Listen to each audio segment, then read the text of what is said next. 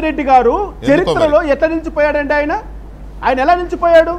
చరిత్రలో ఆయన వివేకానంద రెడ్డి హత్య జరిగిన తరువాత ఆయనదే కదా మొట్టమొదటి స్టేట్మెంట్ ఆయనే.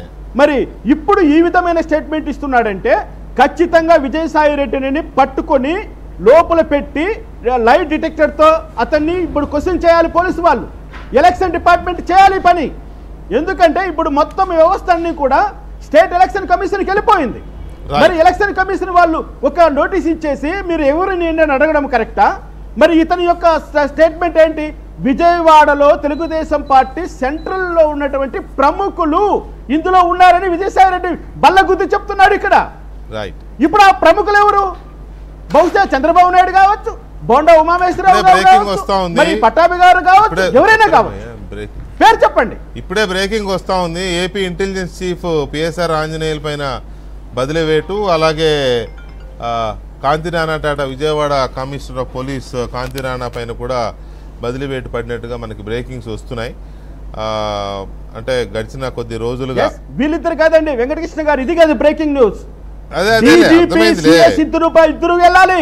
గడిచిన కొద్ది రోజులుగా వాళ్ళిద్దరూ ఉన్నంత వరకు ఈ రాష్ట్రంలో ఇటువంటి దాడులు ఎన్నైనా జరగచ్చు, ఎన్నైనా కుట్రలు చేయొచ్చు. They are the prime conspirators. గడిచిన నుంచి రాష్ట్రం నుంచి పంపించాలి.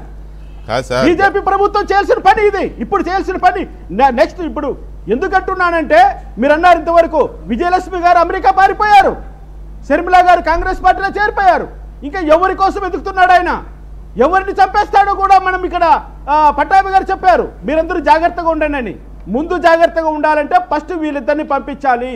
ఈ రాష్ట్ర డీజీపీగా ఉన్నటువంటి రెడ్డిని పంపించాలి, ఈ రాష్ట్ర సిఎస్గా ఉన్నటువంటి రెడ్డి గారిని పంపించాలి, కొత్త వాళ్ళని తీసుకురావాలి, ఎన్నికలు ప్రశాంతంగా జరిగేదానికి ఒక వాతావరణం క్రియేట్ చేయాలి. ఇటువంటి అల్లరి జరగకుండా జాగ్రత్తలు తీసుకోవాలి. కరెంట్ ఎప్పుడు పడితే అప్పుడు తీసేయకుండా జాగ్రత్తలు తీసుకోవాలి.